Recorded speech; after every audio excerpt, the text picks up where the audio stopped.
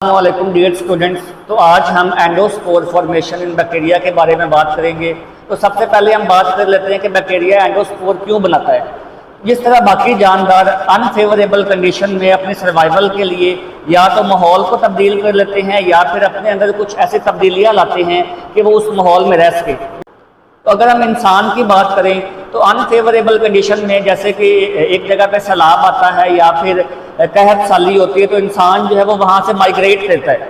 लेकिन बैक्टीरिया जो है वो माइग्रेशन की बजाय अपने अंदर तब्दीलियाँ लाता है और तब्दीलियाँ लाने के बाद जो है वो एक इनएक्टिव सेल बना लेता है। उस इनएक्टिव सेल को हम क्या नाम देते हैं? एंडोस्पोर का नाम देते हैं। तो कब बनाता है बैक्टीरिया एंडोस्पोर?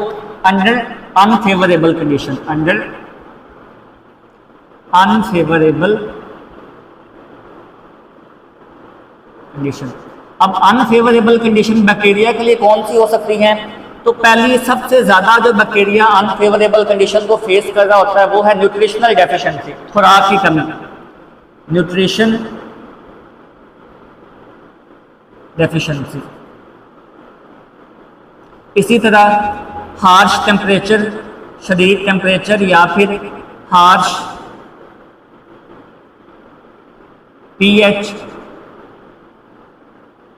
या फिर एक्सट्रीम रेडिएशंस, यूवी रेज और टॉक्सिक केमिकल्स जैसे कि एंटीबायोटिक्स हो सकती हैं।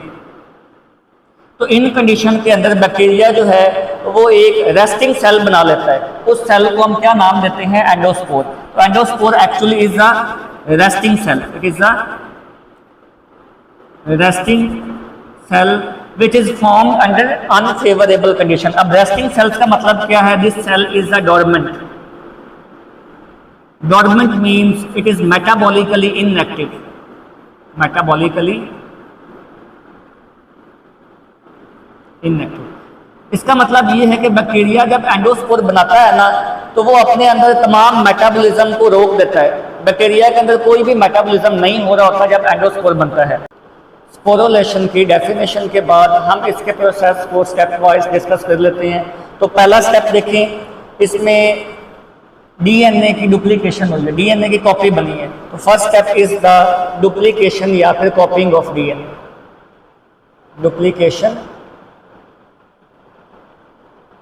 Of DNA and there is the formation of septum. यहाँ पे देखें सेल मेम्ब्रेन जो है वो इनवर्ट ग्रो कर रही है। याद रहे कि यहाँ पर मैंने जो ब्लू वाली मेम्ब्रेन बनाई है वो सेल मेम्ब्रेन है और ऊपर जो ब्लैक वाली है वो सेल वॉल है। तो यहाँ पे सेल मेम्ब्रेन जो है वो इनवर्ट ग्रो की है और यहाँ पे सेप्टम बना है। This is called as septum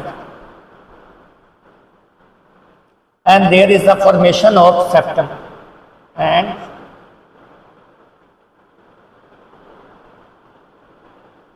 formation of. तो पहले स्टेप में दो काम हुए हैं, डीएनए डुप्लीकेशन हुई है और सेप्टम बना है। अब ये सेप्टम जो है वो इनवर्ट ग्रो करता जा रहा है और यहाँ पे ये अलग सेल मेम्ब्रेन बना रहा है।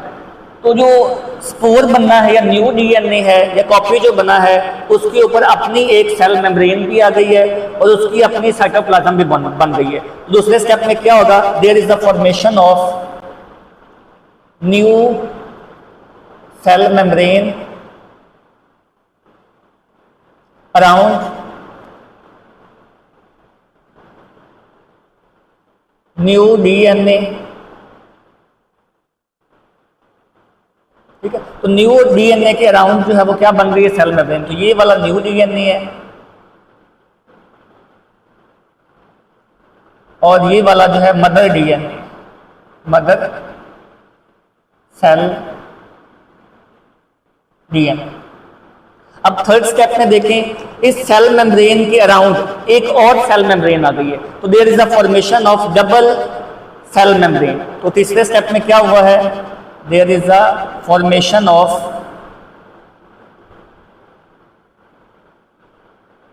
Double cell membrane. किसके अराउंड बनी है? देखें जो न्यू सेल बन रहा है ना उसके अराउंड बनी है, जो कि जिसको हमने बाद में एंडोस्पोर का नाम देना है, उसके ऊपर जो है वो डबल सेल मेम्ब्रेन बन रही है। So the step number 4 is formation of cell wall. यहाँ पे देखिए हमने डिस्कस किया था कि दो सेल मेम्ब्रेन बनी है और सेल मेम्ब्रेन के दरमियान जो स्पेस है उसमें सेल वॉल बनेगी। तो there is the formation of, fourth step is the formation of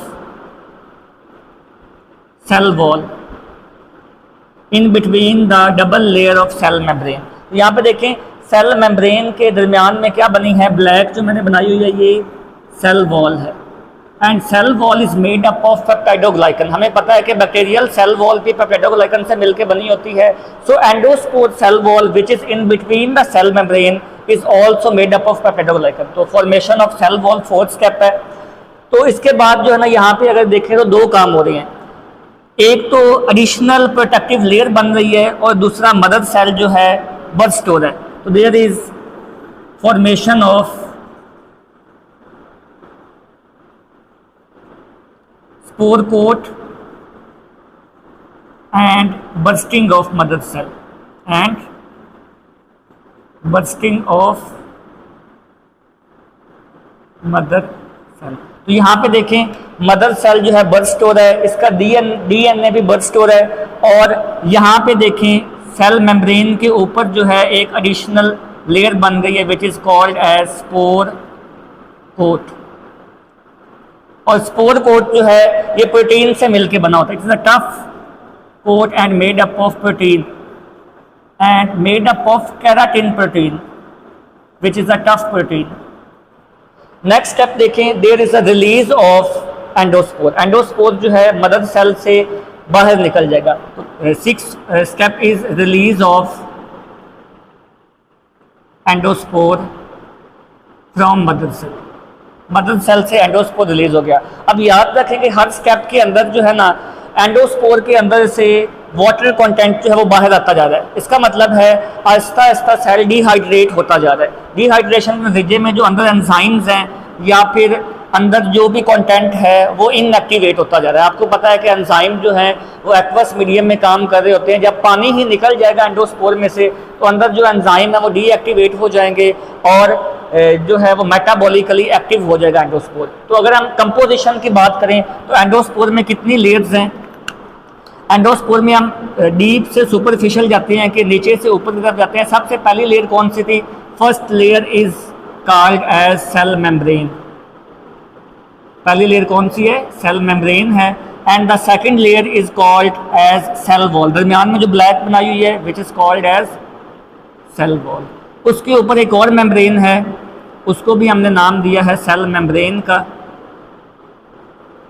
और सेल मेम्ब्रेन के बाहर एक टफ लेयर है जो कि मल्टी लेयर्ड है, बहुत ज़्यादा लेयर इसमें होती हैं। It is called as spore coat. Spore coat